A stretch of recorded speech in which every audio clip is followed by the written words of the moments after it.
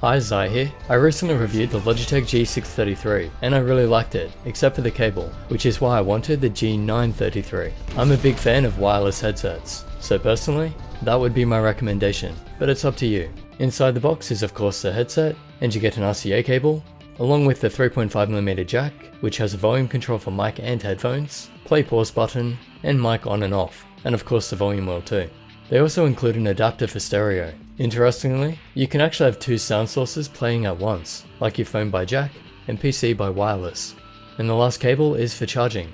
It's a 3 meter smooth braided USB cable, which also allows the headset to be used while charging. Here's a quick look at the headset. This one is the Artemis Spectrum Snow, which apparently is an exclusive to JB Hi-Fi in Australia. But of course you can also get the black version from M-Wave.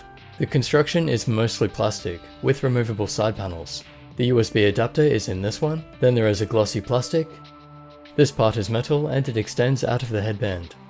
Plastic all around, then the same on the other side.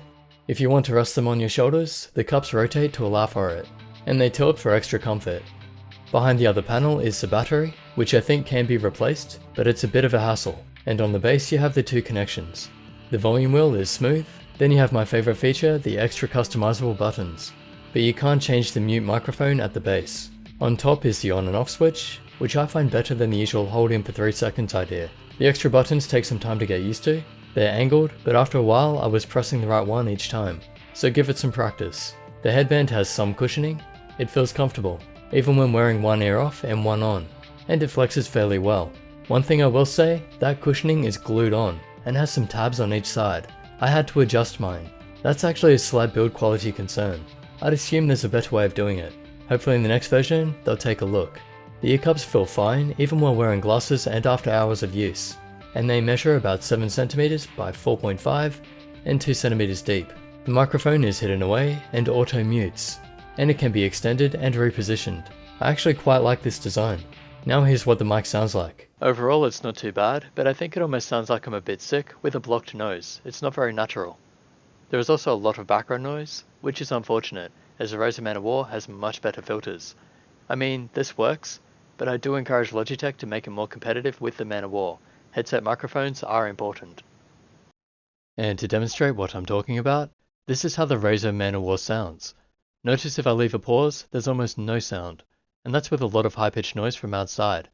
Of course the issue with that is it can cut off the start of my sentences slightly, so that filter goes too far. Furthermore, this is only at 50% volume, so it can go way louder.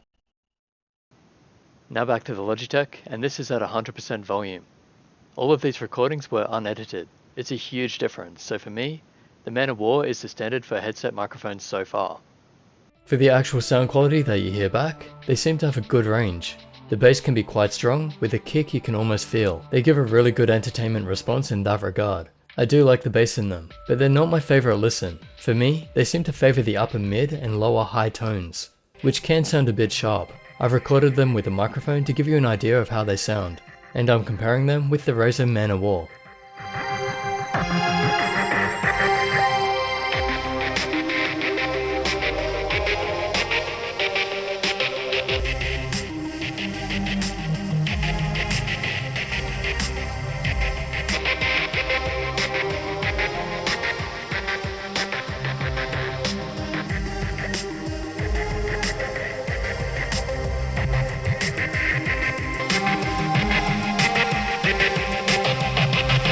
So they both give a similar bass response, but you'll note that from the 5th to the 9th bars, the G933 has more volume. That would be the upper mid and lower high tones that I was referring to.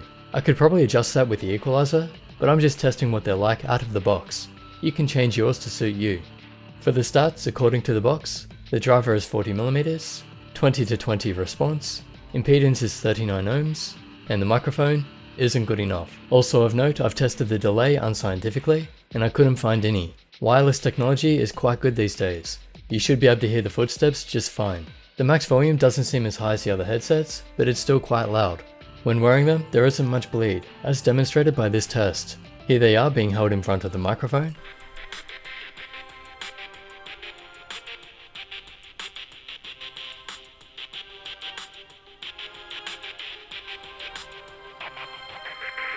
And here they are wearing them in front of the microphone.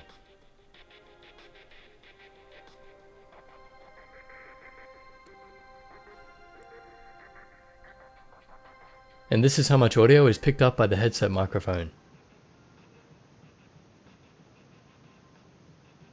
So that's a very good performance. I would say that bleed isn't an issue on these. In the software, I found that the battery estimate is fairly accurate, so at 100% it's a 12-hour charge.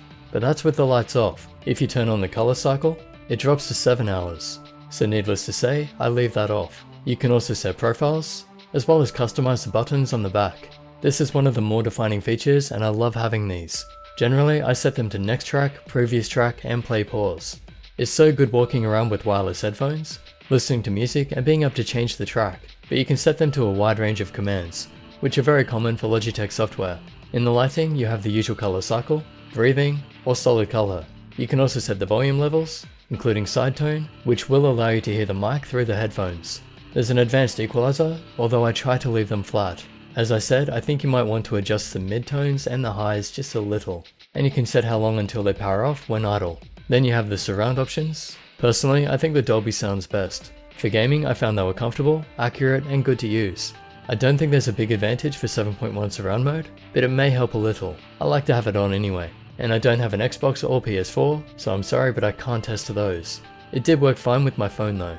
In conclusion, I like the design, the overall comfort, and the extra buttons. Being able to fold the mic away is good too, and it's a bit hard to get an exact measurement of range, but it's slightly shorter than the Razer ManO'War and Corsair Void, so I'm assuming it's actually about 11 meters, 3 walls. Really depends on your house though. Where I think they can improve is the overall sound quality and the microphone. Other than that, I really like using the headset. It's one of my favorites. So right now I have 3 top wireless headsets, and they're all really good in different ways. Maybe someday we get a headset that incorporates the positives of all. For now, in my opinion, wireless is awesome and worth it. Hope this has helped you know if it's right for you. Big thanks to Logitech for sending this out for review, and as always, subscribe for more gaming videos, like this one, and I'll catch you in the next. Justice reigns from above.